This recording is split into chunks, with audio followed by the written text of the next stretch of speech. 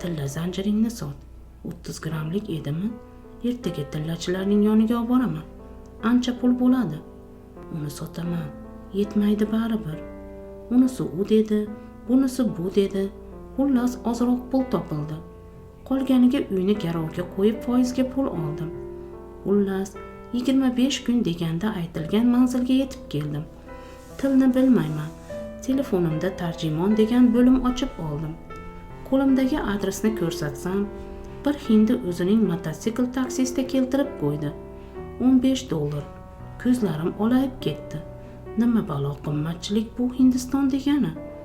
Bekorga xalqi yalang oyoq yurmaskanda. Qog'ozlarni olib borib topshirdim. Zarur pulni to'ladim. Kasalxonaga qabul qilishdi. 3 kun operatsiyaga tayyorlashib, keyin amaliyot stoliga o'tkazishdi. Uxlab qolibman.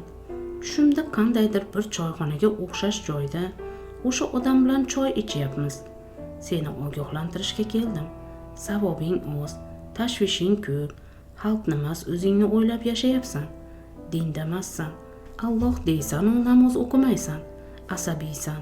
Ko'p do'stlaring sendan yuz o'girgan. Ko'pni xafa qilgansan. Hayotingni yana bir o'ylab ko'r. Kamchiliklaringni tahlil qil. Gunohingga tavba qil. Aybingni yuv.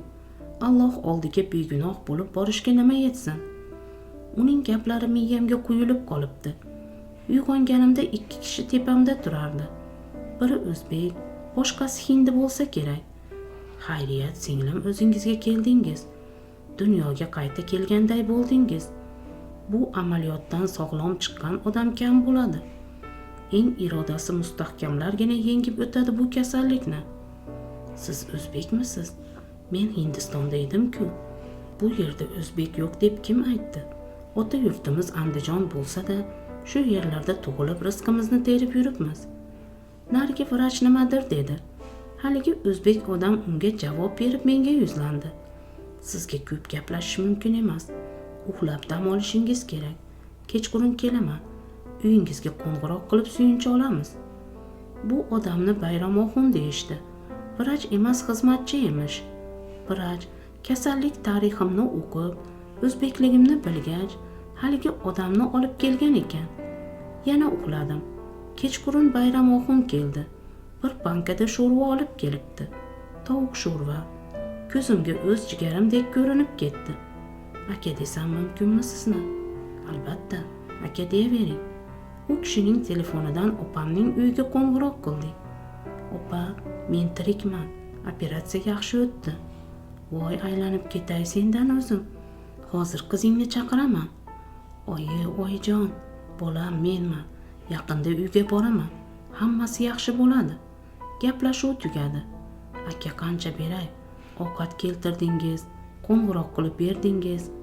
Hech narsa kerak emas. Bir yurtdoshimga yordamim tekkanidan xursandman. Savob uchun qildim. O'sha kuni tiniqib uxladim. Hech qanaqa tush ham ko'rmadim. Uyg'onmadim. Ertalab soat 7larda navbatchi hamshira ukol qilib uyg'otdi. Ukollarimni olib yana mizg'idim. Keyin ovqat keltirishdi, yedirishdi. Ertadan o'rnimdan turishim mumkinligini aytishdi. Yana uxladim. Vrach aytganidek, operatsiya 15 minut emas, deyarli 2 soat davom etibdi. Narkozni ola olmabman. Shu sababli tomirimdan yuborishga to'g'ri kelibdi. Tomirdan yuborish juda qo'rqinchliligini o'zim ham bilardim. Narkoz biroz ko'proq yuborilgan bemorlar uyg'onmasdan dunyodan ko'z yumganlarining guvohi bo'lganman. Xullas, operatsiyadan so'ng ham 5 soat hushimga kelmabman. Komaga tushib qolmasin deya qo'rqishibdi vrachlar ham. Bu gaplarni Bayramoxun ertasi kun xabar olgan kelganda aytdi. Juda kuchli ekan irodangiz. Men qo'rqqandim. Shifo istab kelib davo toparmikansiz deya. Niyat toza bo'lsa, to'g'ri aytasiz. Tongdagi ibodatim vaqtida sizning sog'ligingizni Allohdan yolvorib so'radim. Niyatim ijobat bo'ldi. Bugun ancha yaxshisiz. Ertadan bemalol yurishingiz mumkin. Rahmat. Yonimda jigarim borday tuyulyapti menga. Ertalab vrach nazorat qilib kayfiyatimni ko'tardi. Tilini tushunmasam ham kulimsirab gapirayotganidan xursand bo'ldim. Telefonimni ochib ovozli SMS qilib yozib oldim. keyin tarjimasini o'qidim. Bugun ancha yaxshisiz. Bir haftada uyingizga javob beramiz. Tezroq sog'ayib keting degan ekan. Kasalxonada bo'lsangiz vaqt hech o'tay demaydi.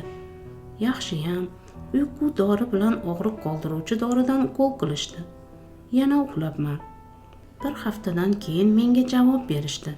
Chiptamning to'lishiga 2 kun vaqt borligi sabab Bayramoxun meni uylariga olib ketdi.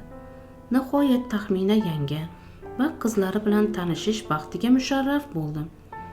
Riksha shahar chetidagi eski mahallalarning biriga tomon kelib borardi. Chiroyli, baland imoratlar, keng ko'chalar, zanjabilli bog'lar ortda qoldi. Pastqam ko'chalarning biridagi pastak uylar yonida to'xtadik. Ko'chalar tor, iflos, tuproq edi, asfaltlanmagan. Uylarining ko'pchiligi xom g'ishtdan, guvaladan qurilganlari ham bor. Yana e'tibor berganim faner, shifer, karton qog'ozlar bilan o'rab olingan hovlichalar, uylar. Ammo Bayramoxunning hovlisi anchagina ko'rkam edi. Har qalay 2 xona, oldi peshayvonli, boloxonali uy edi. Uy ancha eski, ma'lumki ota-onasidan qolgan. Bizni ko'rib xotini va qizlari peshvoz chiqishdi. Iliqqina ko'rishdik. Mana sizlarga aytganim, yurtdoshimiz. 2 kundan keyin aeroportdan jo'natamiz. Assalomu alaykum.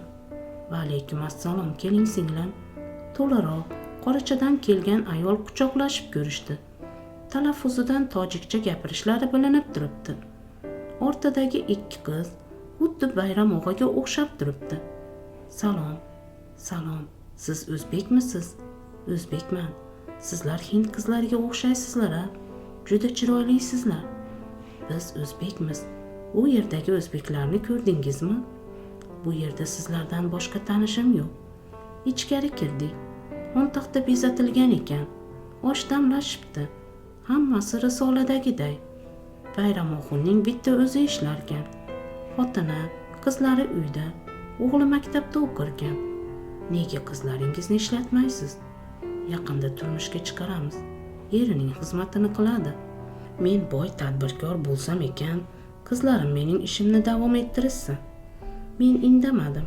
Har kimning o'z istagi axir. Balki ayollarning erkaklar bilan aralashib yurishi unga ma'qulmasdir.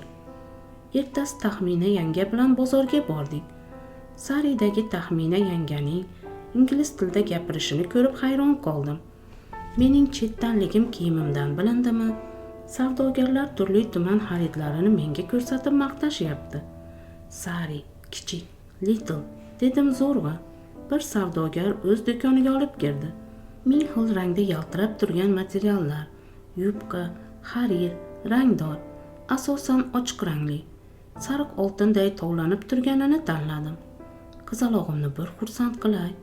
Pulini to'lagach, Sariga mos sharfga o'xshagan xarir ro'mol chiqdi. Keyin har xil taqinchoqlar, hammasidan xarid qildim. Bozorni aylanib bir joyda dam olishga o'tirdik. Shuncha joyga kelib, Toj Mahalni ko'rmay ketamanmi? Oborasizmi? Ertaga samolyotingiz qachonga? Kechga. Erta tongdan qizlarim u yoqqa sizni olib borishadi. Hozir xo'jayinim keladilar uyga. Ularga ovqat berishim kerak. Biz yanga bilan ularning xonadoniga qaytdik. Ana eriga g'amxo'rlik, ana hurmat. Turmush o'rtog'i alohida xonada ovqatlanarkan. U yoqqa faqat xotini kirarkan. Qizlari ham bormas ekan. Men bahona, hammasi bir dasturxonda o'tirishgan ekan kecha. Bundan 100 yil avvalgi odatlar bu yerda hali ham saqlanib qolibdi deb o'yladim. Mening bobom bilan buvim shunaqa yashasharkan. Oyim aytardilar. Men biron marta erim tushlikka kelsa oldiga ovqat qo'ymaganman. Sovutgichdan olib, isitib yeb ketavergan. Chunki ishda bo'lardim. Kechqurun men kechiksam o'zi ovqat qilib qo'yardi. Bizda bu erkakning ishi, bu ayolniki deyilmasdi. Bu narsa yomon ekan-ku. Hurmatsizlik shundan boshlansa kerak-da. Kechqurun rosa uxlabman. Chunki kun bo'yi piyoda yurgandik. Ertasi Toj Mahal yodgorligini ko'rishga bordik. Kecha bozorda ancha-muncha rupiyalarim qolgandi. Qizlarga pulni men to'ladim. Qizlar ko'chaga chiqqanlaridan xursand, bir-biriga gal bermay so'zlardilar. Bobur shohning nevarasi Shohjahon qurdirgan bu yodgorlikni tanishtirardi kattasi.